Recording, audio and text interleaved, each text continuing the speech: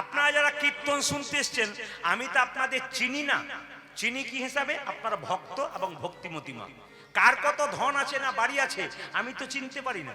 কিন্তু আপনারা যদি কেউ গরিব ঘরে জন্ম নিয়েছেন আর যদি বড়লোক ঘরে জন্ম নিয়েছেন, শাস্ত্র বলল জন্ম হোক যথাতথা, কর্ম যেন তোমার ভালো হয়।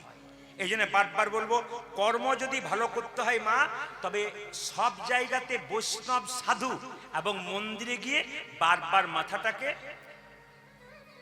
সবার কাছে নিবেদন রইল, স্কুলে বাচ্চা যাবে, সাইকেলে যাক, হেঁটে যাক, গাড়িতে যাক, মায়ের কর্তব্য হবে মন্দিরের পাশ দিয়ে গেলেই একবার প্রণাম করবি, সব মন্দিরে মাথা নত করবি। যাদের ভেতরে প্রচন্ড অহংকার আছে, সে যদি বারবার বৈষ্ণবের চরণে কিংবা ভগবানের চরণে বারবার মাথা নিচু করতে পারে, তার অহংকার কিন্তু আস্তে আস্তে দূর হয়। পাপ কোথায় লুকিয়ে থাকে আমাদের? পাপ থাকে, শাস্ত্র বলছে মাথায়। যত মাথা নিচু করবেন তত কিন্তু পাপ আস্তে আস্তে নিচে নিচে নিচের দিকে নেমে যাবে। ওই জন্য মাথা নিচু করতে হয়। কেউ যদি বলে নমস্কার, আপনি নমস্কার নাও করতে পারেন, নমস্কার, তার মাথাটা নিচু করলেন মানে কি? ওনার কাছে আপনি নত হলেন। যদি হাও নিচু তবে পাবে কিছু, উঁচু হলে পাবার চান্স নাই। সবাই শুনবেন মায়েরা, সোনার কলসি যতই দামি হয়ে যাক না কেন, একজনের কাছে মাথা নিচু করতে হয়। জোরে বলুন, কার কাছে? কার কাছে? হ্যাঁ হ্যাঁ হ্যাঁ, ভেরি গুড, একটা গ্লাসের কাছে। তার মানে কি? আপনি কয়েকশো কোটি টাকার মালিক হতে পারেন, যদি সাধুগুরু বৈষ্ণবের চরণে মাথা নিচু না করতে পারেন, আপনার জীবনে কোনো দাম থাকবে না। আপনাদেরকে একটা জিনিস বুঝিয়ে দিই। কালকে আমি যেখানে গান গাইছিলাম, ওই যে বাবারা যেমন বসে আছেন, বয়স্ক বাবারা, দেখতে পাচ্ছিলাম বাবারা 3.5 ঘন্টা ধরে একই রকম লাঠি নিয়ে চলতে পারছে না, সেই লোকটা পর্যন্ত বসে আছে। আর কম বয়সের ছেলে খালি একবার উঠছে, একবার যাচ্ছে, একবার আসছে, কিন্তু বয়স্ক বাবারা একই রকম বসে আছে। কেন? কীর্তন শোনা অভ্যাস আছে। এই জন্য ওনাদের পাশে বসলে আপনি কিছু শিখতে পারবেন, ধৈর্যটা শিখতে পারবেন। তো সবাই শুনবেন, এই যে সাপটা কালিয় নাগ পূর্বজন্মে কি ছিল? ভাগবতীয় কথা, ভাগবতের কথা কি বলছে? সাপটা পূর্বজন্মে কে ছিল মায়েরা? চন্দ্রধ্বজ রাজা। রাজা হয়ে সাপ হলো কেন মা? একদিন রাজা চন্দ্রধ্বজের পেটে প্রচন্ড তোমরা সব অকর্মণ্যের দল, আমার পেটে ব্যথা হয়েছে, তোমরা একটা কবিরাজ দেখতে পাচ্ছ না? একজন বলল, রাজা মশাই, আপনার পেটের যন্ত্রণা ভালো হবে, একজন কবিরাজের কাছে শুনেছি একটা টোটকা ওষুধের কথা। বলে কি? আপনি যে রাজবাড়িতে বাস করছেন তার পেছনে একটা সরোবর আছে, ওই সরোবরে মানে পুকুরে একটা রাজহাঁস খেলা করছে, ওটাকে ধরে এনে তাকে হত্যা করে তার পিত্তটা খেতে পারলে তোমার পেটের যন্ত্রণা ভালো হবে। রাজা কি করলো মা? সবাই তাকান। রাজা কি করলো না, সেই রাজহাঁসটাকে যখন ধরে এনে হত্যা করতে যাচ্ছে, রাজহাঁস কেঁদে কেঁদে বলল, আমি বিজ্ঞ রাজহাঁস, আমাকে মারবেন না। বলে কেন? আমাকে না মেরে যদি তোমার প্রাণ বাঁচে একটা ওষুধের কথা বলবো। বলে কি? যে সরোবর থেকে আমাকে ধরে আনলে তার উত্তর দিকে একটা গাছের উপরে এক মুনি বসে আছে, বৈষ্ণব বসে আছে, তার চরণ ধোয়া জল যদি তুমি পান করতে পারো, তোমার পেটের যন্ত্রণা ভালো হয়ে যাবে। মায়েরা, রাজা বলে কথা, যেমন তেমন পাত্র নয় গো, সোনার পাত্র নিয়ে গিয়ে বলল, মণিবর তুমি ডান পাটা এগিয়ে দাও। যখন ডান পাটা এগিয়ে দিয়েছে, পুঁজ আর রক্ত, মুনির কি লীলা, বৈষ্ণবের কি লীলা, পুঁজ আর রক্ত, এ জল পান করতে পারবো না। ও রাজা, তুমি তোমার বাঁ পাটা এগিয়ে দাও। বাঁ পাটা যখন এগিয়ে দিল, মা পুঁজ রক্ত তুলেছে, পোকা কিলবিল কিলবিল করছে, এই জল পান করতে পারবো না। রাজা একটা ভালো কাজ করেছিল, বৈষ্ণবের চরণ ধোয়া জল পান করে নাই, কিন্তু বৈষ্ণবের চরণ ধোয়া জল মাথায় করে এনেছিল। রাজা চন্দ্রধ্বজের দুটো স্ত্রী মা সামনে এসে বলল, স্বামী জল পান করতে পারলে না? দেখি দেখি দেখি দেখি দেখি দেখি দেখি, জলটা দাও, জলটা দাও। দুজন স্ত্রী ভক্তিমতী স্বামীর বৈষ্ণবের চরণ ধোয়া জলটা পান করলো। যখনই পান করলো তখন ছুটে এলো সেই মুনি, যার চরণ ধোয়া জল, চিৎকার করবো, রাজা তুমি আমার চরণ ধোয়া জলকে অপমান করলে, আমি তোমাকে অভিশাপ দিলাম, তুমি খল প্রবৃত্তি করেছো, তোমার সর্পকুলে জন্ম হবে, তোমার নাম হবে কালিয় নাগ। রাজা চন্দ্রধ্বজ কেঁদে কেঁদে বলল, হে মুনিবর, হে মুনিজীব, অভিশাপে যদি দিলে আমায় সাপে কুলে জন্ম, সাপে কুলে জন্ম, আশীর্বাদ দাও যেন গোবিন্দের চরণ লাভ করতে পারি। গোবিন্দের চরণে যেন লাভি করিতে পারিয়ে। এই দিকে তাকাবেন, এই দিকে তাকাবেন, এই দিকে তাকাবেন। বৈষ্ণবের চরণ ধোয়া জল যেন আমি মাথায় নিতে পারি, ভগবানের চরণ যেন আমার মাথায় নিতে পারি। বৈষ্ণব বলল, শোনো, যেহেতু তুমি বৈষ্ণবের চরণ ধোয়া জল মাথায় করে নেছো, তোমাকে আশীর্বাদ করলাম, একদিন তোমার মাথায় ভগবান শ্রীকৃষ্ণের নৃত্য হবে। এই বৈষ্ণবের আশীর্বাদে বাবা মাথায় কিন্তু কৃষ্ণের নৃত্য হয়েছিল। আচ্ছা, কিছু মনে করবেন না, যারা কীর্তন শুনতে এসছেন, বৈষ্ণব কাকে বলে? ত্রিনা দপি শুনি চেন তর রিব সহিষ্ণুনা অমানেন মান দেন কীর্তনীয় সদাহরি। শুনবেন ভালো করে, এ মায়েরা, বৈষ্ণব কাকে বলে? বলছে ঘাসের চাইতে নিচু, ত্রিনাদপি শুনিছেন, ঘাসের চাইতে নিচু। ঘাসে পা দেবেন, পা সরে যাবে, ঘাস মাথা উঁচু করবে। কিন্তু বৈষ্ণবকে হাজার কথা বলবেন, ওই যে বৈষ্ণব মাথা নিচু করবে আর উঁচু করবে না, ইনি হচ্ছেন বৈষ্ণব। আর বৈষ্ণবের স্বভাব কেমন? তরণিব সহিষ্ণু না, মানে কি? গাছকে যখন কাটবেন, গাছ যতক্ষণ না মাটিতে পড়ছে ততক্ষণ ছায়া দান করছে, ফল দান করছে। বৈষ্ণবকে হাজার আঘাত করলো, বৈষ্ণব নাম দিতে ছাড়বে না, ইনি বৈষ্ণব। আর কি? অমানেন মান দেন। আপনাদের এই গ্রামে কোন একজন বৈষ্ণব আছে, দেখবেন, কিছু মনে করবেন না, রাস্তা দিয়ে পেরিয়ে যাচ্ছেন, কোন একজন কুষ্ঠব্যাধি লোক রাস্তায় ছটফট ছটফট করছে, আমি আপনি দেখলে নাকে কাপড় চাপা দিয়ে চলে যাব। কিন্তু যিনি বৈষ্ণব হবেন তিনি বলবেন, কিরে তোর কুষ্ঠ হয়েছে?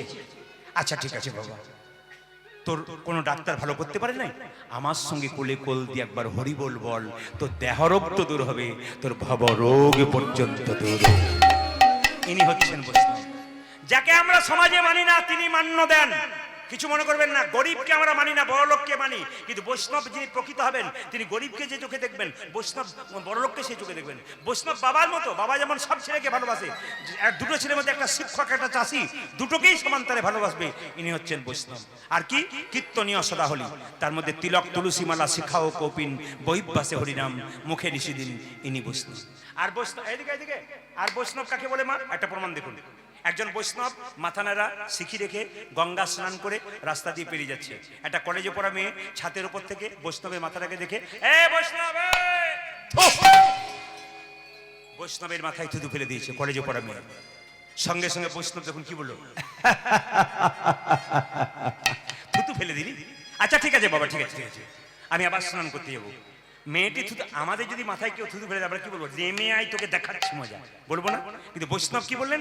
থুতু ফেলে ফেললি? আচ্ছা আচ্ছা ঠিক আছে বাবা, আবার গঙ্গা স্নান করি।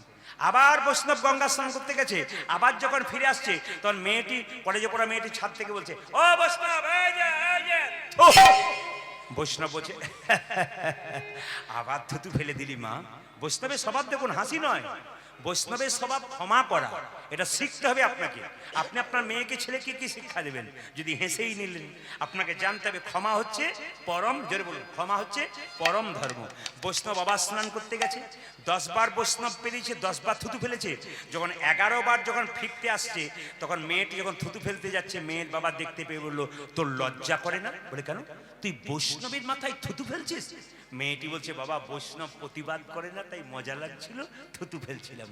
তখন বৈষ্ণব বলছে, আপনার মেয়েকে আপনি বকবেন না, আপনার মেয়ে আমার মাথায় থুতু ফেলেছে বলে আমার লাভ হয়ে গেছে। কি আশ্চর্য বাবা! বৈষ্ণব বলছে, আপনার মেয়েকে আপনি বকবেন না, গালাগাল দেবেন না, আপনার মেয়ের জন্য আমার মাথায় থুতু ফেলেছে আপনার মেয়ে বলে আমার লাভ হয়ে গেছে। বলে কি লাভ হয়ে গেছে? বলছে, আমি শাস্ত্রে শুনেছি একবার গঙ্গা স্নান করলে 1 জন্মের পাপ দূর হয়। আপনার মেয়ে আমার মাথায় 10 বার থুতু ফেলেছে, আমি 10 বার গঙ্গা স্নান করেছি, আমার জন্ম জন্মান্তরে যত পাপ আছে সব পাপ দূর। ইনি হচ্ছেন বৈষ্ণব। আর বৈষ্ণব কাকে বলে প্রমাণ দিয়ে দি মায়েরা। আপনাদের ধসা এলাকায় যেখানে গরুর হাট আছে, গাভী কিনতে গেছেন, বাছুর কিনতে গেছেন, আপনি গাভী বাছুর কিনেছেন, গাভীটাকে দড়ি দিয়ে টানছেন, আসছে না, কি করলে আসবে? বাছুরটাকে কোলে করে নিয়ে গিয়ে যান, গাভীকে ডাকতে হবে না, গাভী বাছুরের পেছন পেছন আসবে। ভগবানকে ডাকতে গেলে বৈষ্ণবের চরণ ধরে কেউ যদি এগিয়ে যায়, ভগবান তার পেছন পেছন চলে যায়। যদি বৃন্দাবনে কেউ যান মায়েরা, এখন দেখতে পাবেন কালিদহ হ্রদটা আছে।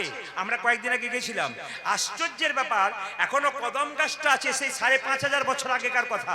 এখনো কদম গাছটা বেঁচে আছে। কেন? কদম গাছটা প্রমাণ দিচ্ছে যে কৃষ্ণ লীলা করেছিল, কৃষ্ণ আমার উপরে, আমার বৃক্ষের উপর চেপেছিল, তার পরশ স্পর্শ করেছে বলে এখন আমি অমর হয়ে আছি। পদকর্তা বলছে কালীনাগ কোথায় বাস করছে? কালিন্দির একদহে কালী নাগ কালিন্দির একদহে কালী নাগ কালিন্দির একদহে কালী নাগ তাহে রহে। আজি কালিন্দির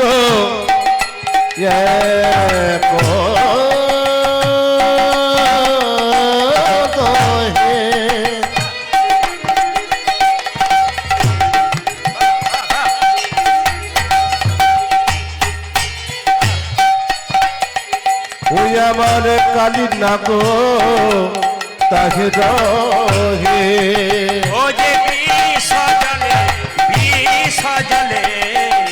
দহন সমান বিষ জলে দহন সমান। ও যে বিষ জলে দহন সমান। ওই দেখো বিষ জলে দহন সমান। বিষের জলে সমান সমান।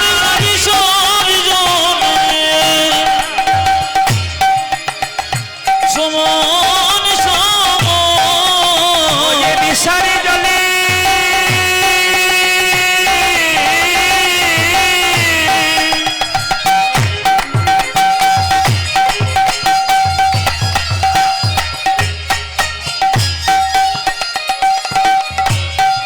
ও জগদীশার জলে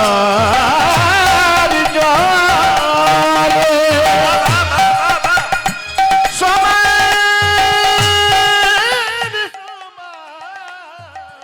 কালিন্দির একদহে বিষের জলে সমান সমান। কালিন্দির একদহে বিষ জলে সমান সমান। কালিন্দির একদহে বিষ জলে সমান সমান। কালিন্দির একদহে বিষ জলে সমান সমান। বিষের জলে সমান সমান। বিষ জলে দহন সমান। জোরে বলুন, রাধা রানী কি, শ্যাম সুন্দর কি, মদন মোহন কি। জয়টা জয় জয় তাদি বলবেন না, জোরে বলুন, রাধা রানী কি, শ্যাম সুন্দর কি, মদন মোহন কি। আচ্ছা, একটা কথা আপনাদের না বললে নয়, সবাই শুনবেন। আচ্ছা, এই যে প্যান্ডেল দেখছেন, এত সময় মাইক দেখছেন, এত সময় সেবার ব্যবস্থা দেখছেন, সব কিন্তু আপনাদের দানের দ্বারা হচ্ছে। ওনাদের একটা পরিশ্রম, আপনাদের দান। তো আমি বলবো, আপনারা এত ভক্ত এখানে জড়ো হয়েছেন, এত ভক্ত সুন্দর আসরটাকে সাজিয়েছেন, আপনাদের একটা কথা বলে দিয়ে যাই, আমার কমিটির ছেলেরা একটু আপনাদের কাছে আঁচল পাতবে। কীর্তন চলাকালীন আমাকে 1 টাকাও দেবেন না, কীর্তনের শেষেও আমাকে 1 টাকাও দেবেন না। আমাকে যেটা দেবেন সেটা আপনাদের লস হবে। কেন বলুন তো? ওটা ওনাদেরকে দিন, ওনারা গোবিন্দ চরণে লাগাবেন, এত বড় অনুষ্ঠানটাকে পরিচালনা করবেন। তা টাকা আমাকে কেউ প্রণাম করে দেবেন না, 1 টাকাও দেবেন না। আমার বারবার নিবেদন রইল, এই টাকাটা ওনাদের আঁচলে দিন। এখনই যাচ্ছে আপনাদের সামনে, কমিটির ছেলেরা ধীরে ধীরে যাবে। আপনার কান দেবেন এখানে, দান দেবেন ওখানে। কান দেবেন এখানে আর দান দেবেন হাতে। যেরকম রাধা রানী কি, শ্যাম সুন্দর কি, মদন মোহন কি, হরিবাসর কি। আচ্ছা বাবা, কিছু মনে করবে না। ভগবানকে শুধু প্রেম করে পাওয়া যায় তা নয়। আস্তে আস্তে আস্তে। ভগবানকে শুধু প্রেম করে পাওয়া যায় তা নয়, ভগবানের সঙ্গে শত্রুতা করেও পাওয়া যায়। এইদিকে, ভগবানকে শুধু প্রেম করে পাওয়া যায় তা নয়, ভগবানকে শত্রুতা করে পাওয়া যায়। কেন?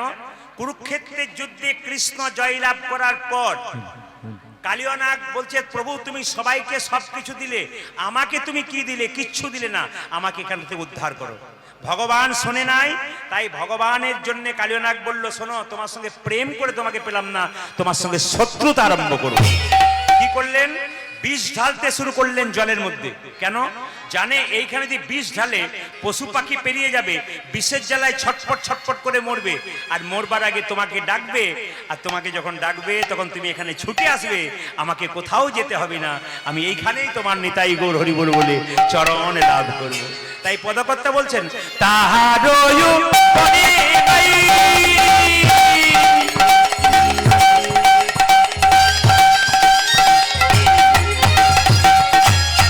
ধীরে ধীরে দাঁত দেবেন, ধীরে।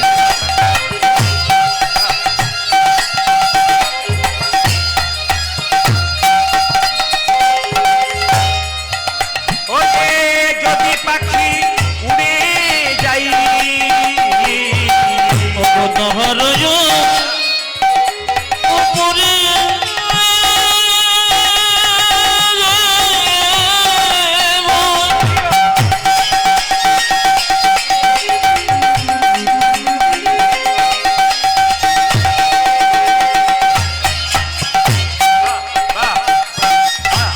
যদি পাখি উড়ে যায়,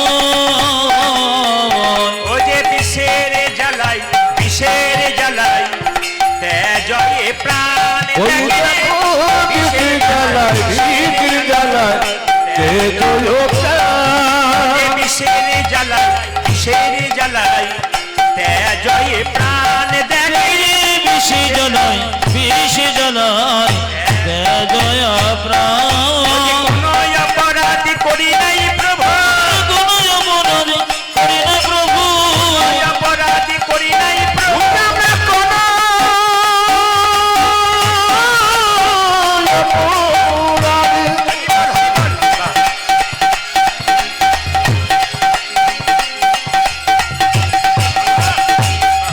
ওই আমরা করি নাই প্রভু।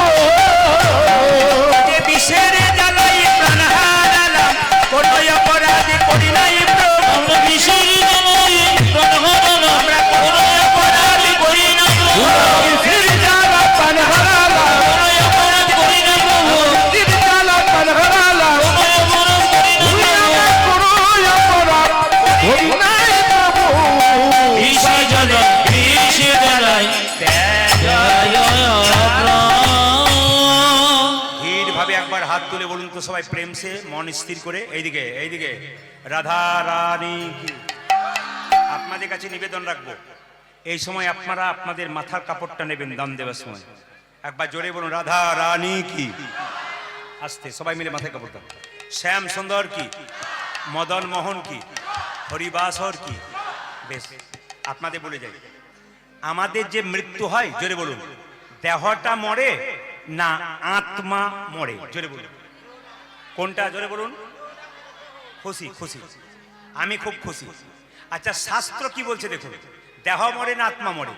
বাসাংসি জিন্নানি যথা বিহায় নবানি ঘিন্নাতি নরহপরাণী তথা শরীরানি বিহায় জিন্নন্নানি সংজাতি নবানি দেহি। মানে কি মা, এইদিকে, আমরা যে কাপড়টা পরে আছি, ওই কাপড়টা যখন পুরনো হয়ে যাবে তখন নতুন কাপড় পরবেন না পুরনো কাপড় পরবেন? ধরে বলুন, নতুন পরবেন। আচ্ছা নতুন কাপড় পরলে আনন্দ হয় না দুঃখ হয়? জোরে বলুন, জোরে বলুন কি হয়? ভাগবতীয় কথা কিন্তু, কি বললাম, দুঃখ হয় না আনন্দ হয়? তাহলে তাহলে যে মারা যায়, আস্তে, যে মারা যায় তার কিন্তু আনন্দ হয়, কিন্তু যে চলে যায় পরিবারের মানুষের দুঃখ হয়। কেন?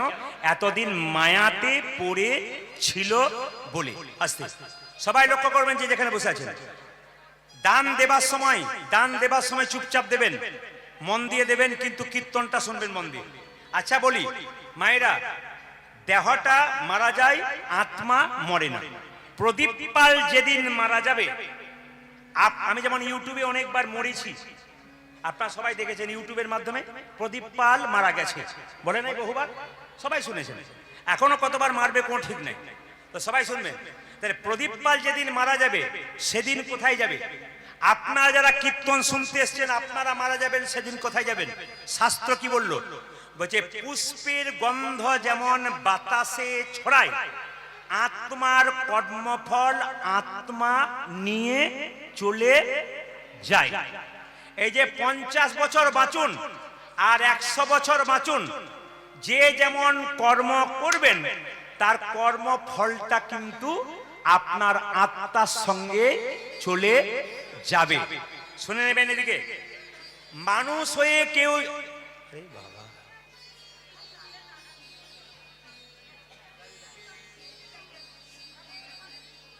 মানুষ হয়ে কেউ যদি পশুর মতো কর্ম করে তবে তার পশুকুলে যেটা বলবেন জন্ম হবে। মানুষ হয়ে কেউ যদি মানুষের মতো কর্ম করে তবে তার মানুষ কুলে জন্ম হবে। আর মানুষ হয়ে যদি মহাপুরুষের মতো কর্ম হবে করে তার দ্বিতীয় জন্ম হয় না, তার গোবিন্দ চরণ প্রাপ্ত হয়। কেন বলুন তো? যে ধানকে সেদ্ধ করে মাঠে ছড়ানো হয় তার যেমন দ্বিতীয় গাছ হয় না, যে দেহ হরিনামে সিদ্ধ হয়ে যায় তার দ্বিতীয় জন্ম হয় না, তার গোবিন্দের চরণে প্রাপ্ত হয়। হরি বল, হরি বল। এখানে আমি কীর্তন করতে করতে দেখতে পাচ্ছি অনেকেই আছেন, ডান দিকে বাঁ দিকে অনেক বাবারা আছেন, জ্ঞানীজন, তারা মন দিয়ে শুনছেন। আপনাদের মায়েদেরকে বলবো, বারবার বলবো, যে যেখানে বসে আছেন, এই যে এই যে এই যে এই যে কীর্তন শুনতে এসছেন, যদি গল্প করবেন তাহলে পাপ সঙ্গে করে নিয়ে যাবেন, আর যদি গল্প না করবেন তাহলে পুণ্য অর্জন করে নিয়ে যাবেন। ভগবান বলছে ঘরে তো অশান্তি লেগেই আছে, আবার যদি এখানে এসে ছটপট ছটপট সব অশান্তি করিস তো জীবনে কোনদিন তো শান্তি হবে না। তাই শান্তি পাওয়ার জায়গা হরিনাম, শান্তি পাওয়ার জায়গা মন্দির। এখানে যদি কেউ স্থির থাকতে পারে, একরকম থাকতে পারে, দেখবেন সারা জীবন সে শান্তি থাকতে পারে। তাই সবার কাছে নিবেদন রইল, যে যেখানে বসে আছেন আপনারা মন দিয়ে শুনবেন। আমি যে প্রদীপ পাল মারা যাব, আমি কোথায় যাব? যে যেমন কর্ম করবে তার সেমন ফল হবে। একটু সবাই মন দিয়ে শুনবেন, যে এইদিকে ভাগবত বলছে যে আমরা যখন মারা যাব আমাদেরকে দেখলেই কিন্তু বুঝতে পারবেন যে আমি স্বর্গে গেলাম না নরকে গেলাম। আপনাদের গ্রামে কেউ যদি মারা যায়, মা আপনার দল বেঁধে দেখতে যান, কিন্তু দেখলেই বুঝতে পারবেন তিনি স্বর্গে গেলেন না নরকে গেলেন। প্রশ্ন করবেন কি করে বুঝবেন? আজকে আপনাদের বোঝার দায়িত্ব দিয়ে দিলাম। যদি আপনাদের গ্রামে কেউ মারা যায়, আপনার বাড়িতে কেউ মারা যায়, আপনি দেখেই বুঝতে পারবেন উনি স্বর্গে গেলেন না নরকে গেলেন। আমি উপায়টা বলে দিই। ডক্টর পঞ্চানন ভট্টাচার্য একটা বই আছে, জগত আমি, তাতে পরিষ্কার করে বলছে যে মানুষ যদি মারা যায়, মৃত্যুর সময় যদি তার মুখটা ভয়ঙ্কর হয়ে যায়, দেখে লোকে ভয় পায়। আপনারা বলেন না, মরাটা দেখতে গেছিলাম গো, দেখার পর 4 দিন আমার ঘুম হয় নাই, জানবেন ইনি গেলেন, জোরে বলুন, ইনি গেলেন নরকে। যে পাপ করবে, অন্যায় করবে, খারাপ কাজ করবে, মৃত্যুর সময় তার মুখটা ভয়ঙ্কর বিভৎস হয়ে যাবে, জানবেন ইনি যাচ্ছেন নরকে। আর আপনার মৃত্যুর পর যদি মনে হবে লোকটা ঘুমাচ্ছে গো, বলবেন না লোকটা মরে নাই গো, যেন দেখে মনে হচ্ছে ঘুমাচ্ছে, ইনি যাচ্ছেন স্বর্গে। কে বলছেন? ডক্টর পঞ্চানন ভট্টাচার্য বলছেন। জগত আমি বইটা পড়বেন, পরিষ্কার লেখা আছে। আর একটা জিনিস দেখলে বুঝবেন উনি স্বর্গে যাচ্ছেন নরকে যাচ্ছেন। আপনাদের গ্রাম থেকে যখন মৃতদেহ নিয়ে যাবে, বলো হরি, হরি বল, বলো হরি, হরি বল। আপনি যখন দেখার পর বলবেন লোকটা খুব ভালো ছিল, মেয়েটা খুব ভালো ছিল, খুব কৃষ্ণ ভক্ত ছিল, জানবেন ইনি যাচ্ছেন স্বর্গে, 10 চক্রে ভগবান। ও মা, আর সবাই লক্ষ্য করবেন, একটা কারণে বুঝতে পারবেন যে তিনি স্বর্গে গেলেন নরকে গেলেন। যেমন দেখবেন আপনার মৃত্যুর পর লোকে যদি বলে গ্রামটা শান্তি হলো রে, ওই দুষ্ট লোকটা চলে গেল, খুব জ্বালাতন করেছে সংসারকে, এই সমাজকে, এই লোকটা গেল মারা গেছে, ভালো হয়েছে, জানবেন ইনি যাচ্ছেন নরকে। তাই বারবার বলবো, জন্ম যেমন হোক না কেন আপনার কর্ম যেন ভালো হয়। আবার ভাগবত কি বললো দেখুন, আমাদের শরীরে 9টা ছিদ্র আছে, গুনবেন গুনবেন, আমাদের শরীরে 9টা ছিদ্র আছে। কোথায় কোথায়? 2টো কান, 2টো নাকের ছিদ্র, 2টো চোখের ছিদ্র, 1টা মুখের ছিদ্র, নিচের দিকে একটা পায়ু, একটা উপস্থ পায়খানা এবং প্রস্রাব ছিদ্র। কটা হলো? 9টা। যদি এই 7টা ছিদ্র দিয়ে প্রাণ যায় তাহলে জানবেন আপনি স্বর্গে গেলেন। আর যদি নিচের 2টো ছিদ্র দিয়ে প্রাণ যায় আপনি জানলেন নরকে গেলেন। লক্ষণ কি? সবাই তাকান। মৃত্যুর সময় অনেকে দেখবেন তাকিয়ে তাকিয়ে মরে, জোরে বলুন হ্যাঁ না। মৃত্যুর সময় অনেকে তাকিয়ে তাকিয়ে মরে না? দেখবেন যিনি তাকিয়ে তাকিয়ে মরছেন, ভাগবত বলছে ওনার চোখ দিয়ে প্রাণ গেল। দেখবেন কেউ দেখবে মৃত্যুর সময় হা করে মরে, ভাগবত বলছে ওর মুখ দিয়ে প্রাণ গেল। মৃত্যুর সময় দেখবেন কারো কানের ফুটোটা মোটা হয়ে গেছে, খসখস করছে, ওই দিকে প্রাণ গেল। কারো দেখবেন নাকের ফুটো খসখসে মোটা হয়ে গেছে, ওই দিকে প্রাণ গেল। যদি 7টা দরজা দিয়ে প্রাণ যায় উনি যাচ্ছেন স্বর্গে। কিন্তু কেউ যদি মৃত্যুর সময় পায়খানা প্রস্রাব করে দেয়, ভাগবত পড়বেন, কেউ যদি মৃত্যুর সময় পায়খানা করে দেয় বা প্রস্রাব করে দেয়, উনি নিম্নগামী, মানে উনি গেলেন, জোরে বলুন, নরকে। এইবার দেখুন, এই যে আমাদের কেউ মারা যায়, আপনাদের এখানে জানি না কি করে, কোন কোন জায়গায় দেখবেন পুড়িয়ে দেয় শ্মশানে। আপনাদের শ্মশানে পোড়ায়, জোরে বলুন হ্যাঁ না না, জোরে বলুন মানে শ্মশানে পোড়ায়, হ্যাঁ হোক কিছু দেবেন। আচ্ছা শ্মশানে পোড়ায় তো, আচ্ছা শ্মশানে যখন পোড়ায় তখন এটা আপনাদের করে কিনা জানি না, শাস্ত্রের নিয়ম আছে। ধরুন আমার মা মারা গেল, এবার মাকে যখন চিতাতে শোয়ানো হলো তখন দেখবেন একটা কাঠের মধ্যে বা কিছুর মধ্যে একটা আগুন জ্বালিয়ে চিতাটাকে 3 বার, জোরে বলুন 3 বার, হ্যাঁ বাহ খুব সুন্দর, আপনাদের করা হয়? হ্যাঁ করা হয়। কিন্তু এই যে করেন এর মধ্যে একটা তত্ত্ব আছে, এটা কেউ জানেও না করেও না, কীর্তন শুনলে জানতে পারবেন। কি? যখন আপনার মা বা বাবা মারা গেল তখন চিতাতে যখন শুইয়ে দিলেন, তখন শাস্ত্র বলছে এটা না করলে গোটাটাই বিপদ হলো। এইটা করতে হয় কি না, চিতার চারিদিকে যখন অগ্নি প্রজ্বলিত করে ঘুরবেন তখন বলবেন, হে ব্রহ্মা, হে অগ্নিদেব, আমার বাবা বা মা যতদিন জীবিত ছিল যদি কোনো পাপ করে থাকে তুমি আমার বাবা মাকে নিজ গুণে ক্ষমা করে দিও। এরপর একটা কথা আছে, আমাকেও এখানে আসতে হবে একদিন, আমি যদি কোনো পাপ করে থাকি আমাকেও নিজ গুণে ক্ষমা করে দেবে। এত সুন্দর কথা আছে, আপনারা কজন বলেন হাত তুলুন? কেউ বলেছেন এতদিন? এতদিন কেউ বলেছেন? তাহলে এইবার যদি শিখতে পারেন, যদি বলতে পারেন, শাস্ত্র বলছে যে এই কাজটা না করেন তাহলে গোটাটাই কিন্তু আপনার বেকার হয়ে গেল।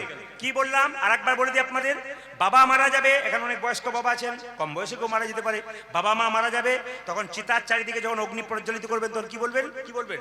হে অগ্নিদেব, অগ্নিকে ব্রহ্মা বলা হয়, হে ব্রহ্মা, বলে কি আমার বাবা যদি জীবিত থাকাকালীন কোনো অন্যায় করে থাকে তুমি আজকে নিজ গুণে ক্ষমা করে দাও।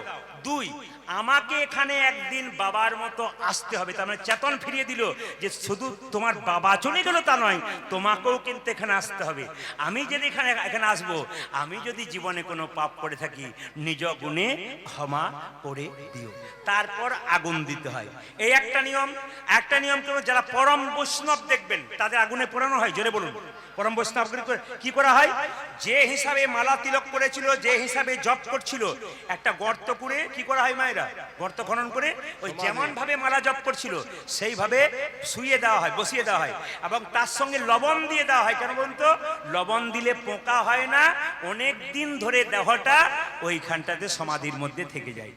3, উত্তরপ্রদেশে যাবেন, সলিল সমাধি, সবাই শুনবেন, উত্তরপ্রদেশের দিকে যাবেন, আগুনে পোড়ায় না, ওদের সমাধি দেওয়া হয় না। ওদের কি করে মা, সবাই তাকান, ওদের কি করে? ওদের সলিল সমাধি, শুনে নিন কিরকম ওদের নিয়ম।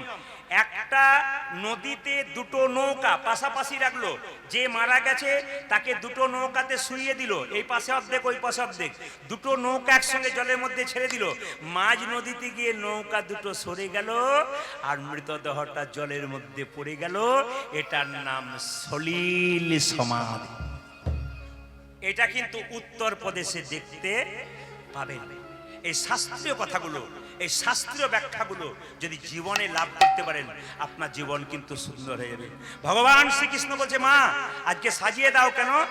কালিয়ানাগ তার ভক্তদের কষ্ট দিচ্ছে। কৃষ্ণ বলল, আমাকে সাজিয়ে দাও, আমাকে সমস্যার সমাধান করতে হবে, ভক্তকে বাঁচাতে হবে। আমায় সাজাইয়ে দাও, আমায় সাজাইয়ে দাও, আমায় সাজাইয়ে দাও, সাজাইয়ে দাও, সাজাইয়ে দাও, আমায় সাজাইয়ে দাও, আমায় সাজাইয়ে দাও, সাজাইয়ে দাও। আপনারা গোটা গ্রামে মিলে কীর্তন করাচ্ছেন, কিন্তু আজ একটা ভালো জিনিস দেখাবো আপনাদের, খুব ভালো। সবাই লক্ষ্য করুন, এই যে ছেলেটিকে দেখতে পাচ্ছেন আসলে আমার সামনে বসে আছে, একটু দাঁড়াও, একটু দাও, একটু দাও, একে একটু দেখুন। একে আপনারা দেখছেন মাত্র, কিন্তু একে আপনারা চেনেন কিনা জানি না। এর বাড়িতে এরা 2 ভাই মিলে প্রায় কত কীর্তনিয়া করো? প্রায় 14টা কীর্তনিয়া 2 ভাই মিলে প্রতি বছর 14টা কীর্তনিয়া বাইনা করেন প্রতি বছর, এবং দু ভাই এখানে ওখানে আদায় করে এত সৎ এরা যে যার কাছেই যায় তারাই দেয়। তো এই ছেলেটি বাড়ি ক্যানিং, তো ওইখান থেকে ও এসেছে। ও আমাকে প্রায় 3 বছর ধরে চেষ্টা করেছিল, দাদা একবার দিন সবাই এসেছে আপনি জাননি। ও আমাকে এবছর করেছে, আমি ওখানে যাব, কিন্তু আশীর্বাদ করবেন এই ছেলেটিকে। এরা দু ভাই একবারে যেন রাম লক্ষণের মতো, এত প্রেম দুজনের মধ্যে। এই প্রেমটা যেন থাকে, এদের জন্য একটু উলুধ্বনি দিন। খুব ভালো ছেলে কিন্তু, হরি বল, হরি বল। হিন্দু সনাতন ধর্মকে বাঁচানোর জন্য এত সুন্দর প্রচেষ্টা মায়েরা। তাহলে আপনাদের এলাকায় কত সোনা রয়েছে বুঝতে পারছেন তো? আপনাদের এলাকায় কত সোনা রয়েছে, এগুলো সোনা। আপনারা যেমন কীর্তন কমিটি এখানে কীর্তন করেছেন প্রত্যেকে সোনার মতো, এরা কিন্তু সোনার মতো, একবারে সোনা হীরার মতো। তাই ভগবান শ্রীকৃষ্ণ যে মা আমায় সাজাইয়ে দাও, মা মা গো আমার সাজাইয়ে দাও, সাজাইয়ে দাও, আমায় সাজাইয়ে দাও, মা সাজাইয়ে দাও, ওই আমার সাজাই দামা সাজাই দামা কোথায় যাবার সময় হলো, সাজাইয়ে দাও, মা সাজাইয়ে দাও, মা গো আমার ঘুরতে যাওয়ার সময় হলো, সাজাইয়ে দাও, মা সাজাইয়ে দাও, কোথায় যাবার সময় হলো, সাজাইয়ে দাও, মা সাজাইয়ে দাও। ওই আমার ঘুরতে যাওয়ার সময় হলো, সাজাই দামা সাজাই দামা সুদানে দাঁড়াইয়ে আছে, সাজাইয়ে দাও, মা সাজাইয়ে দাও। ওই দেখি সিদামে সুদামে দানা যে আছে, সাজাইয়ে দাও, মা সাজাইয়ে দাও, আর যে দেরি সহে না, মা সাজাইয়ে দাও, মা সাজাইয়ে ওই দাও। আমার আর ধৈর্য ধরে দামা সাজাই দামা সাজাই দামা আর যে ধৈর্য ধরে না, মা সাজাইয়ে দাও, মা সাজাইয়ে দাও। আমায় আর ধরে যাও, হরে রাম, উঠে যাবার সময় হলো, আরে যে ধৈর্য ধরে দামা উঠে যাওয়ার সময় হলো, আরে যে ধৈর্য ধরে দামা উঠে যাওয়ার সময় ওই হলো, আমার সাজাই দামা সাজাই দামা কি করবি মাগোই আমি চড়াবো বাছুর, ও মামা মাগো আমি, মাগো আমি চড়াবো বছর, ও যে মা গই আমি, মা গই আমি চড়াবো বাছুর। চোরাবো বাছুরি আর পরাইয়া দেহ ধরা মন্ত্র পড়ি বাঁধি চূড়া। আজ পড়াইয়া দেখো ধন, মন্ত্র পরি বাঁধ চোরা, পরাইয়া দেহ ধরা মন্ত্র পড়ি বাঁধি চূড়া। দেখো ধরা মন্ত্র পরিমাণ চোরা চরণেতে চরণেতে পরাবন পূর্ণিমা।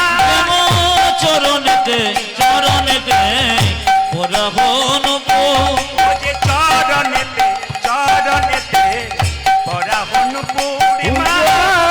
চরণেতে চরণেতে ওরা হলো ও যে সাজাইয়ে দাও, মা সাজাইয়ে দাও, আমায় সাজাইয়ে দাও, সাজাইয়ে দাও, সাজাইয়ে দাও, মা সাজাইয়ে দাও। সাজাই দামা সাজাই দামা এ যাবার সময় হলো, সাজাইয়ে দাও, মা সাজাইয়ে দাও। আমার গোষ্ঠী যাওয়ার সময় হলো, আর যে ধরে ধরে ঘুরতে যাবার সময় হলো ধরে ধরে ঘুরতে যাবার সময় হলো আর যে ধরে ধরে সাজাই দামা সাজাই দামা চরণেতে চরণেতে পরাবন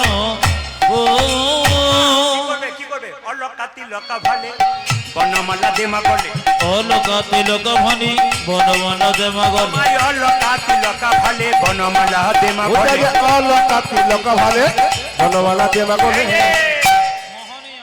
মোহনিয়া মোহনিয়া মোহনিয়া বাসি দেমা হাতে, মাগো মোহনিয়া বসিতে মহাতে, মোহনিয়া বাসি দেমা হাতে। ও মা মোহনিয়া বাতি দেবা হাতে সাজাইয়ে দেমা সাজাইয়ে দেমা সাজাই দে মা সাজাই দে মা, সাজাইয়ে দেমা সাজাইয়ে ও মা দেমা। সাজাই দেবা সাজাই দেবা এ যাবার সময় হলো, সাজাইয়ে দেমা সাজাইয়ে ওই যে দেমা। গোষ্ঠী আমার সময় হলো, সাজাই দে মা সাজাই দে মা, এ যাবার সময় হলো, আর যে ধরে ধরে ঘুরতে যাবার সময় হলো আর যে ধরে ধরে ঘুরতে যাবার সময় হলো আর যে ধরে ধরে সাজাই দেবা সাজাই দেবা মোহনিয়া মোহনিয়া মোহনিয়া বাসুদেব হাতে মোহনিয়া বাসুদেব হাতে।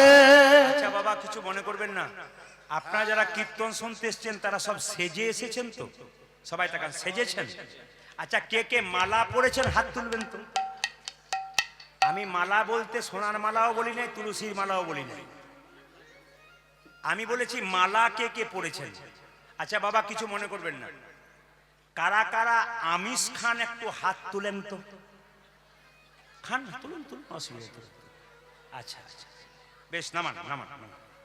আচ্ছা বাবা কিছু মনে করবেন না, যারা খান তাদের জন্য বলবো, যেদিন কৃষ্ণ আসতে, যেদিন কৃষ্ণ কালিয়নাগকে দমন করবে ওই দিন দাদা বলাইয়ের জন্মদিন। জোরে বলুন হা না না। কৃষ্ণ এইদিকে এইদিকে এইদিকে, যেদিন কৃষ্ণ কালিয়নাগকে দমন করবে দাদা বলাইয়ের জন্মদিন। আচ্ছা আপনার একটু মন দিয়ে শুনবেন, আপনার জন্মদিনে কেক কাটেন? জোরে বলুন হা না। কেক কাটেন? এই যে দিদিমা ঠাকুমা যিনি কোলে বাচ্চা নিয়ে আছেন, কি বললাম, কেক কাটেন? জোরে বলুন, কেক কাটেন? আর বলছে বলবো কি, যে চুপ থাকাটাই বুদ্ধিমানী কাজ। কেক কাটেন? আচ্ছা মোমবাতি জ্বালান? জ্বালান না? দু চারজন খুব চালাক, মোমবাতি জ্বালান। কেক কাটেন? মানে হ্যাঁ না নাও না। সে ভোটের সময় দেখবেন কিছু লোক আছে দুপক্ষেই মুড়ি খায়, বেটা কাকে যে ভোট দেয় কেউ জানে না, অন্তর্যামী জানে। এই দিকেও খাই বেটা, ওই দিকেও খাই, কেউ জানে না। এরকম দেখবেন আপনারা দেখতে পাচ্ছি, আপনাদেরকে ধসা এলাকা একটা ভালো জিনিস বলুন তো, অন্য জায়গায় মায়েরা দেখবেন কেক কাটেন, হ্যাঁ, মোমবাতি জ্বালান, হ্যাঁ, আর এখানে কেক কাটেন না। জয় নিতাই। আর বলবেন না হরে কৃষ্ণ। বেশ ঠিক আছে ঠিক আছে, বুঝলাম। হরি বল হরি। তবে আপনারা যেভাবে এঁটে সেটে বসছেন, আমি আজকে সিদ্ধান্ত নিয়েছি 3টে পর্যন্ত কীর্তন করব। রাজি আছেন? রাজি আছেন? না না, 3টে মানে ভোর 3টে নয়, 3 ঘন্টার কথা বলেছি আমি, 3টের কথা বলছি। জয় নিতাই। সবাই মন দিয়ে শুনবেন, এটা নেমে যাচ্ছে মাঝে মাঝে। জয় নিতাই। বেশ একটু টাইট দিয়ে দাও। হরে কৃষ্ণ।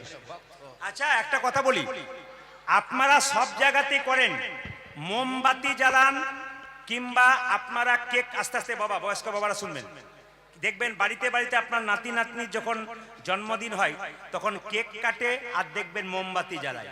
আর মোমবাতি জ্বালিয়ে কেক কেটে কি বলে, happy birthday to you push করে না? আপনারা করেন না? আচ্ছা বলুন, আপনার ছেলের জীবনে অন্ধকার, হাসলে হবে না, উত্তর দেবেন, আপনার ছেলের জীবনে অন্ধকার চান না আলো চান? জোরে বলুন, জোরে বলুন। আচ্ছা মোমবাতি জ্বালিয়ে যদি নিভিয়ে দেওয়া হয়, অন্ধকার হয় না আলো হয়? তাহলে কাল থেকে আর মোমবাতি নেভাবেন? জোরে বলুন, নেভাবেন? আচ্ছা আপনার ছেলের জন্মদিনে যদি মাংস রান্না করা হয়, যতগুলো পাখি বা পশু কাটা হয়, আপনার ছেলের জন্যই কাটা হয়। যদি কাউকে হত্যা করা হয়নি, আপনার ছেলের জীবনের মঙ্গল চান, সত্যি কি কাউকে মেরে আপনার ছেলের জীবনের মঙ্গল হয়? বিচার করুন। যদি জ্ঞান থাকে, যদি চৈতন্য থাকে, প্রকৃত বৈষ্ণব যারা আছেন তারা বিচার করছেন, আপনারা যারা বসে আছেন তারা বিচার করছেন।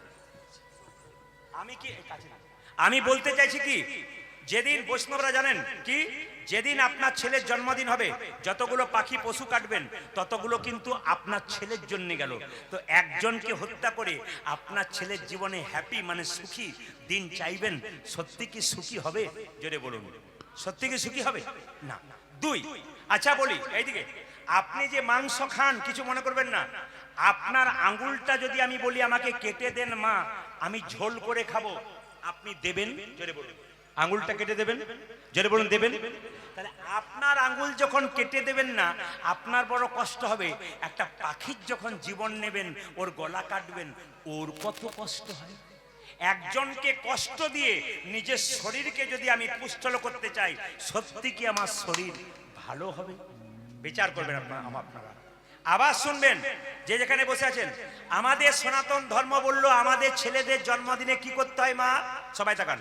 আমাদের ছেলেদের জন্মদিনে একটা করে প্রদীপ গোবিন্দের চরণে একটা করে প্রদীপ জ্বালাতে হয়, কি দিয়ে? ঘি দিয়ে। আর প্রদীপটা জ্বালিয়ে ভগবানকে বলতে হয়, এই প্রদীপটা যেমন জল জল করে জ্বলছে, আমার ছেলের জীবন প্রদীপ যেন দীর্ঘদিন ধরে জল জল জল জল করে। কি সুন্দর কথা আমাদের আছে, কিন্তু আমরা এগুলো ব্যবহার করি না। দুই, মায়েরা আপনারা কেক কাটবেন না। কি করবেন? কৃষ্ণের যেদিন জন্ম হয়েছিল কেক কেটেছিল? জোরে বলুন। মহাপ্রভুর জন্ম হয়েছিল কেক কেটেছিল? আরে আপনি মিষ্টি দেন, আপনি লাড্ডু দেন, ওসব দেবেন কি জন্য? কেকের মধ্যে তো ডিম থাকে, আপনি দেবেন কেন? আপনি কি দেবেন? বাচ্চার জন্মদিনে আপনারা কি দেবেন মায়েরা? একটু পরমান্ন পায়েস তৈরি করে তুলসী পত্র দিয়ে গোবিন্দের চরণে বলবেন, হে প্রভু, আমার ছেলে যেন ভবিষ্যতে প্রসাদ ভোজী হতে পারে, ভক্ত হতে পারে। এই আহ্বান যদি আপনারা করতে পারেন, নিতাই গৌর হরি বল বলে আপনার ছেলে কৃষ্ণ হরি বল, হরি বল। সবাই লক্ষ্য করে যে যেখানে বসে আছেন।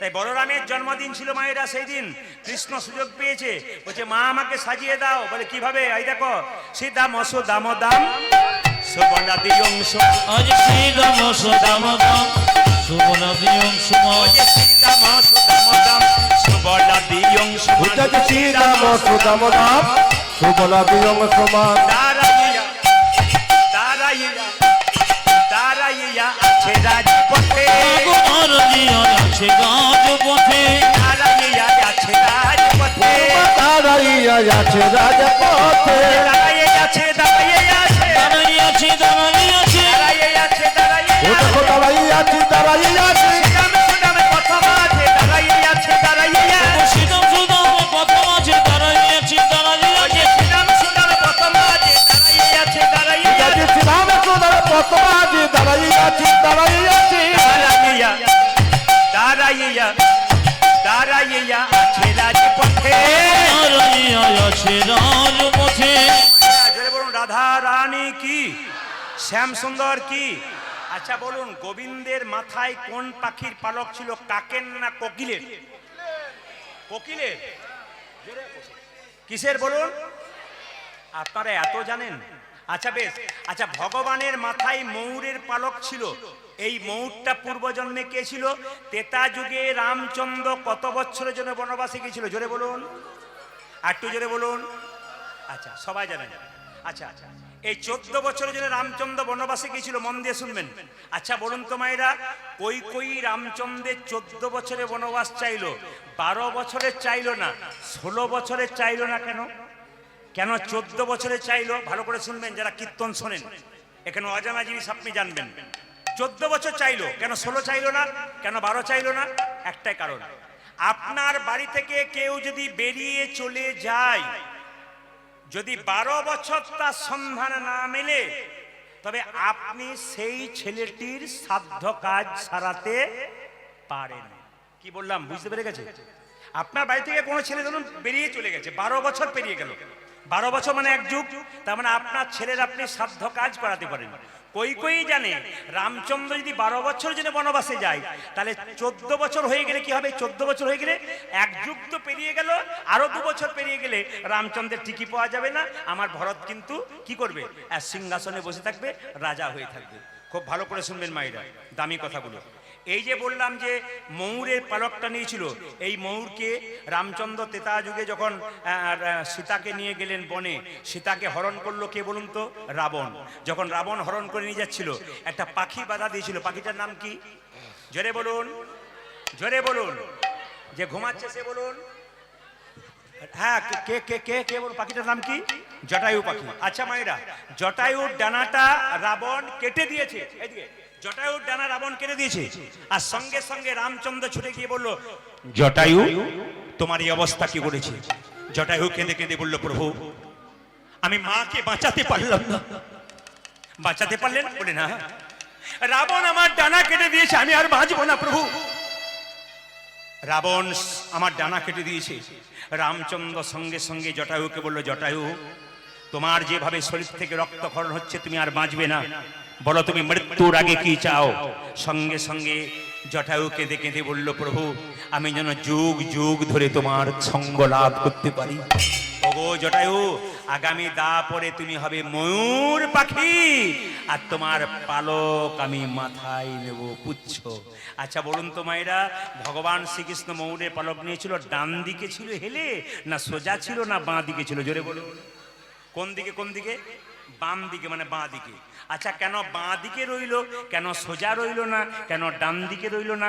একটা তত্ত্ব আছে। কেন বলুন তো? বাড়িতে অনেকগুলো মেয়ে থাকলে ঝগড়া হয় কি নিয়ে? কাজ কাজ করে। কি আমি কাজ করে মরবো, তুই টিভি দেখে দেখে বসবি? হ্যাঁ, কাজ হয়, ঝগড়া করে। ভগবানের শরীরে যারা আছে তাদের মধ্যে ঝগড়া হচ্ছে। ময়ূর পালকটা, এইদিকে ময়ূর পালকটা বলছে, ময়ূর পালকটা বলছে যে আচ্ছা আমি বাম দিকে হেলে আছি কেন? না আমি বাম দিকে হেলে আছি এই জন্যে, ওরে নূপুর তুই প্রতিদিন গোবিন্দ চরণে থাকিস, তুই যে ধুলো মাখিস, তুই যখন গোবিন্দ হেঁটে হেঁটে যাবে এই ধুলা কিন্তু আমি মাখতে পারবো। আর দ্বিতীয় কি, আমি যদি বাম দিকে হেলে থাকি, সোজা থাকলে গোবিন্দের বদন দেখব, ডান দিকে থাকলে গোবিন্দের বদন দেখব, আর বাম দিকে থাকলে গোবিন্দের বদন তো দেখতে পাবো, তার সঙ্গে আমি রাধা বদন দেখতে পাবো। রাধা বদনে দেখতে পাবো, ওই আমি রাধা বদন দেখতে পাবো, আমি রাধা বদন দেখতে পাবো, রাধা বদনে দেখতে পাবো। তাই তো বামে হেলে দিব, রাধা বদন দেখতে পাবো। ওই আমি তাই তো বামে খেতে দইব, রাধা বদন দেখতে পাবো, ওই আমি তাই তো বামে খেতে দইব, রাধা বদন দেখতে ওই আমি পাবো, তাই তো বামে খেতে দইব, রাধা বদন দেখতে পাবো, রাধা বদন দেখতে পাবো। এই কথাটি বলার পর একটি দামি কথা আপনাদের বলে দিয়ে যাই, যারা কীর্তন শুনছেন একবার শব্দ না করে শুনবেন। মেয়েদের চুলের মুঠি ধরে, আসতে, মায়েদের চুলের মুঠি ধরে কোনো পুরুষ যদি আঘাত করে, হরিবাসরে দাঁড়িয়ে বলে গেলাম সেই পুরুষ অবশ্যই অবশ্যই ধ্বংস। দাদা ভাইরা যারা কীর্তন শুনছেন শুনে নেবেন, কোন নারীর চুলের মুঠি ধরে কোনো পুরুষ যদি আঘাত করে, হরিবাসরে দাঁড়িয়ে বলে গেলাম সেই পুরুষকে ধ্বংস হতে হবে। কেন না দেখুন, দৈবকী চুলের মুঠি ধরেছিল কে? কংস, ধ্বংস হলো। শুনবেন, সীতার চুলের মুঠি ধরেছিল কে? রাবণ, ধ্বংস হলো। দ্রৌপদীর চুলের মুঠি ধরেছিল কে? কে? দুর্যোধন, ধ্বংস হয়ে গেল।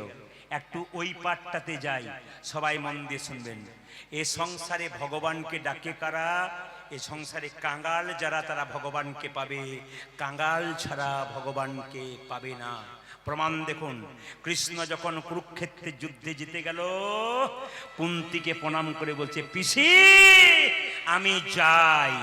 মায়েরা বলুন তো, ছেলে যদি বাইরে যায় মাকে প্রণাম করে যে মা আমি যাই, মা কি বলে? খোকা যাই বলতে নেই, কি বলতে হয়? জোরে বলুন, কি বলতে হয়? আসি। কৃষ্ণ প্রত্যেক দিন কুন্তিকে প্রণাম করে, বলে পিসি আমি আসি। আজকে বলছে যাই। সঙ্গে সঙ্গে কুন্তি কেঁদে কেঁদে বলল, কৃষ্ণ আমি যেটুকু বুঝলাম বাবা, তুই আর ফিরে আসবি না। বলে কেন? অন্যদিন প্রণাম করে বলিস পিসি আমি আসি, আজকে বলছিস যাই, এর থেকে বুঝলাম তুই আর কোনোদিন ফিরে আসবি না। কুন্তি বলল, কৃষ্ণ আমি জানি তুই কাঙ্গালের ভগবান, তুই ভিখারির ভগবান, তুই বড় লোকের ভগবান নোস। কৃষ্ণ বলল, পিসি তুমি বুঝলে কি করে? সবাই তাকান, বুঝলে কি করে? ওরে পঞ্চপাণ্ডব যখন রাজ্য হারিয়ে পথে পথে ঘুরে বেড়াচ্ছিল, তখন তুই তাদের সঙ্গে ছিলি। এখন যখন যুদ্ধে জিতে রাজ্য ফিরে পেল, তখন তুই তাদের সঙ্গ ছাড়লি। এর থেকে বুঝলাম তুই রাজার ভগবান নোস, তুই ভিখারির ভগবান। মায়েরা এখানে যারা কীর্তন শুনতে এসছেন, যার স্বামীর প্রচুর টাকা আছে, দাদা ভাইদের যাদের প্রচুর টাকা আছে, তাদেরকে বলবো, টাকা থাক, গাড়ি থাক, বাড়ি থাক, মন কিন্তু গোবিন্দের চরণে থাকতে হবে। কেন? জনক ঋষি রাজা যিনি পূর্ণ ত্যাগী ছিলেন, তিনি কোনোদিন সংসার ত্যাগ করেন নাই। সোনার পুরীতে বসে থাকতো, মনকে সে যে গোলকে রাখতো। এরকম যদি ত্যাগী হওয়া যায়, ভগবান শ্রীকৃষ্ণের চরণ পাওয়া যায়। মায়েরা, আপনাদের 5 ভরি সোনার ওজন মালা পেলে আপনার লোককে দেখিয়ে দেখে বেড়ান, কিন্তু জনক রাজা যে বাড়িতে বাস করত গোটা বাড়িটা সোনা দিয়ে মোড়া, মন রাখত গোবিন্দের চরণে। আপনাদের গাড়ি বাড়ি টাকা পয়সা সব থাকবে, মন থাকবে গোবিন্দের চরণে। সঙ্গে সঙ্গে কুন্তী বলল, কৃষ্ণ তুই চলে যাবি জানি, তবে এক কাজ করবে। বলে কি? আমি তোর কাছে একটা এই যে তোর কাছে একটা জিনিস চাইবো, তুই দিবি? বলে কি চাও পিসি? আগে বল তুই দিবি। কথা দিলাম তোমাকে দেব, তবে শোন, আমি তোর চরণে একবার প্রণাম করতে চাই। পিসি, পিসি আমি তোমার ছেলে, তুমি আমার মা সম্পর্কে, তুমি প্রণাম করবে কেন? আমি যে তোমার ছেলে। বলছে না রে, তুই যে পুরুষ, তুই যে পুরুষ। বলছে তোমার পঞ্চপাণ্ডব পুরুষ নয়, আমার পঞ্চপাণ্ডব শুধু পুরুষ, আর তুই হলি পুরুষোত্তম ভগবান কৃষ্ণ, তোকে প্রণাম করব। তবে তবে হ্যাঁ হ্যাঁ হ্যাঁ, তোর কাছে একটা নিবেদন রইল। বলে কি?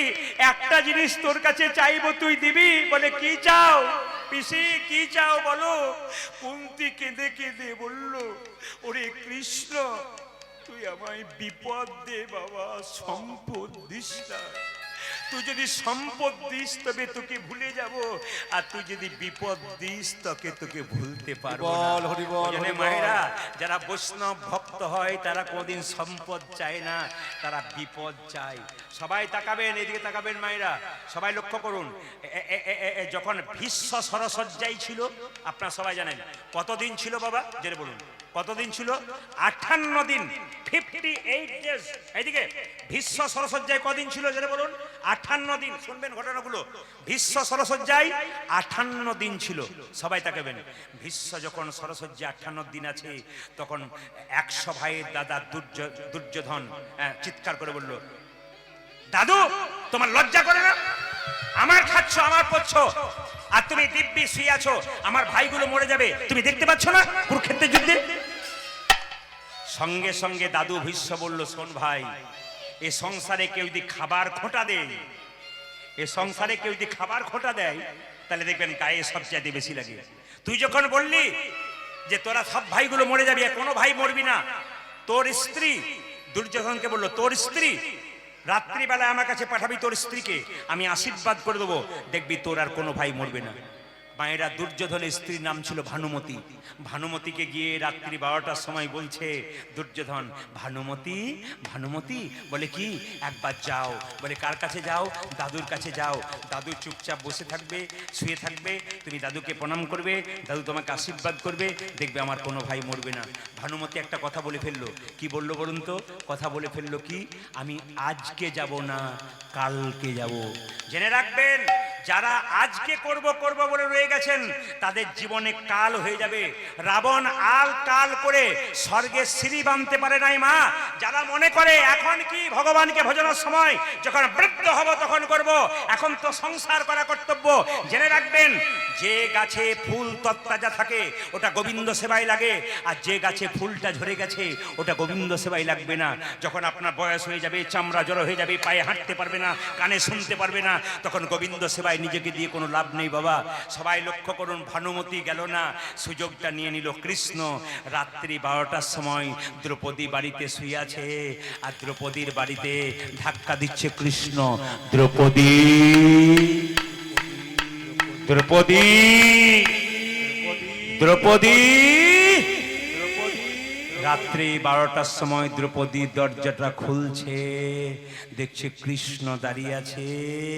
দ্রৌপদী বলছে, প্রভু অসময়ে এলে কেন? রাত্রি 12টা মানে তো অসময়, তুমি এলে কেন? ভগবান সুন্দর উত্তর দিলেন, কি? আমি যার কাছে যাই সময় নাই। কখন যে কার কাছে যাব, 5 বছরও যেতে পারি, 10 বছরও যেতে পারি, 15 বছরে যেতে পারি, আমি যার কাছে যাব তার কোনো সময় নাই। এসেছো কেন? সবাই তাকান। চলো, দাদু ভীষ্ম ঘুমোচ্ছে, এই সময় তুমি মাথায় কাপড়টা নিয়ে দাদুকে প্রণাম করে দেবে, তোমাকে ভানুমতি ভাববে, তোমার মাথায় হাত দিয়ে আশীর্বাদ করে দেবে, আর সঙ্গে সঙ্গে দেখবে তোমার স্বামীরা কেউ মরবে না, পঞ্চপাণ্ডব বেঁচে যাবে। সবাই তাকান মায়েরা। কৃষ্ণ যাচ্ছে আগে আগে আর দ্রৌপদী যাচ্ছে পেছন পেছন।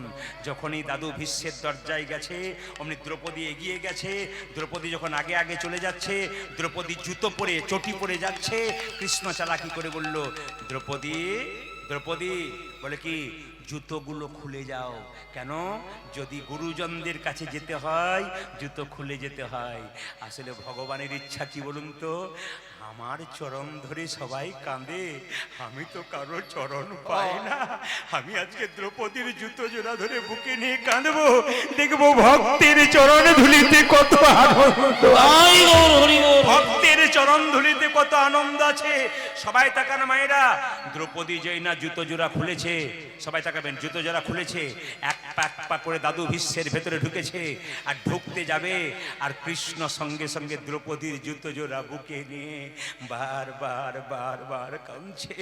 আর দ্রৌপদী যেই না পেছন ফিরে দেখতে পেল কৃষ্ণ তার চরণ খরম যুগল নিয়ে, চটি যুগল নিয়ে যেই না বুকে ধরে কাঁদছে, দ্রৌপদী জিজ্ঞেস করলো, প্রভু তুমি আমার জুতোটা বুকে ধরে কাঁদছো কেন?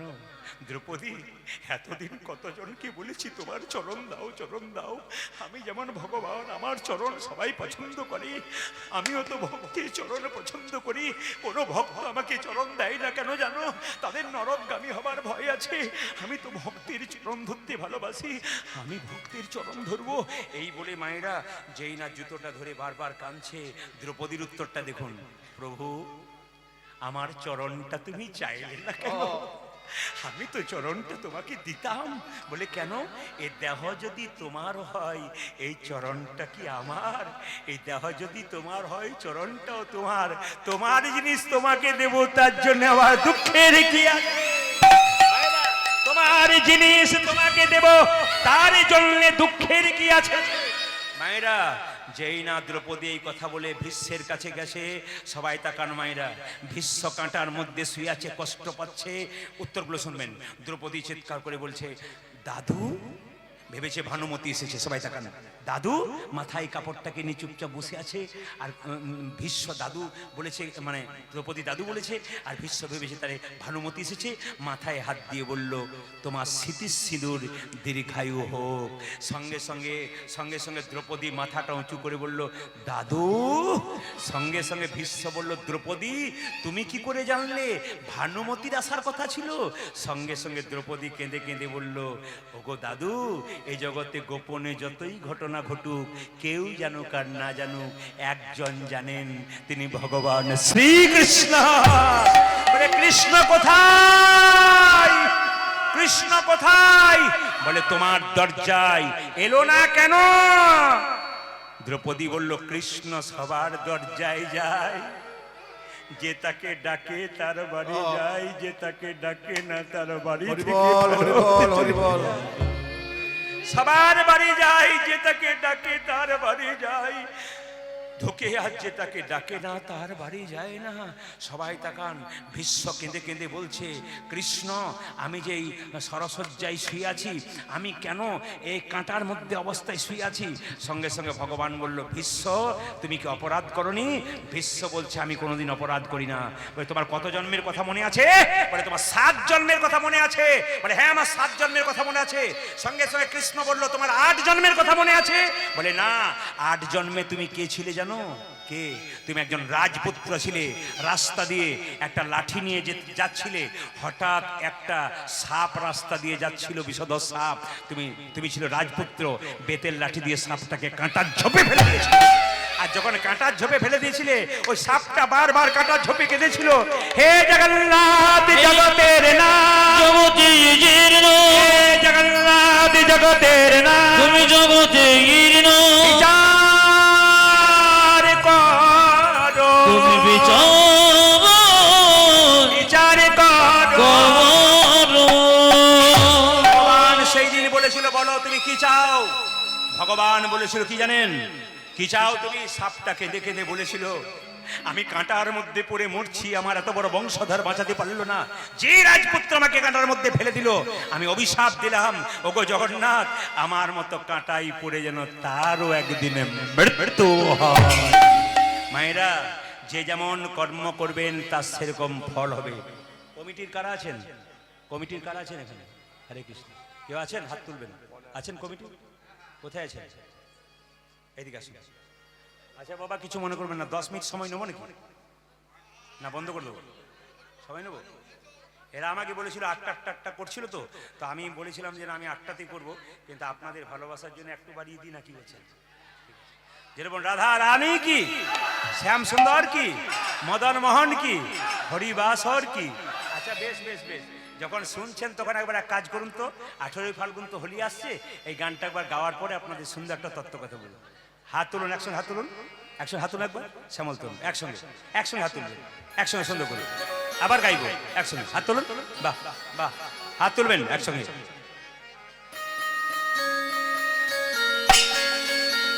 সবাই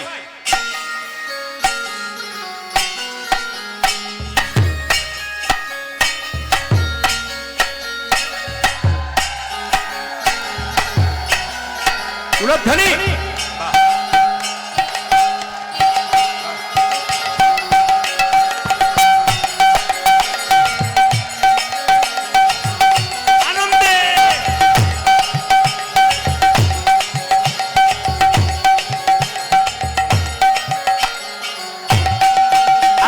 শ্যামল তনু যে হল আবিরের লাল, আবিরের লাল, হোলি খেলেছে গোপাল।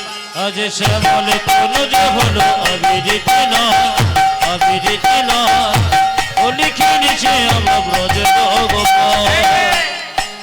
ওষুধের প্যাকেটের ওপরে এক্সপায়ারি ডেট লেখা থাকে, কখন এক্সপায়ারি ডেট শেষ হবে, আমাদের এখানে এক্সপায়ারি ডেট থাকে না। হাত তুলুন, কে কখন চলে যাবে কেউ জানে না। শ্যামল তনু যে হল আবিরেতে লাল, আবিরেতে লাল, হোলি খেলেছে আমার ব্রজের গোপাল। শ্যামল তনু যে হলো আবিরের লাল, আবিরের লাল, হোলি খেলেছে আমার ব্রজের গোপাল। সাথে লইছে দাম সদা যত না রাখা, ওহো সাথে লইয়া, আহা সাথে লইয়া, সাথে লইয়া শ্রীরাম সদাম যত না রাখো। সাথে লইয়ে, সাথে লইয়ে, সাথে লইয়ে, সাথে লইয়ে শ্রীরাম সদা যত না রাখা, সাথে লইয়া শ্রীরাম সদাম যত না রাখা, হোলি খেলেছে আমার ব্রজের গোপাল। শ্যামল তনু যে হলো আবিরিত নয়, আবিরিত নয়, হোলি খেলেছে আমার ব্রজের গোপাল। রাধার রং দেবে বলে ধরিল পিচকারি, ধরিল পিচকারি, লাল রঙে রাঙাইল নীল রঙের শাড়ি। রাধারি দেবে বলে ধরিল ভিখারি, ধরিল ভিখারি, লাল রঙে না গাইল নীল রঙে শাড়ি।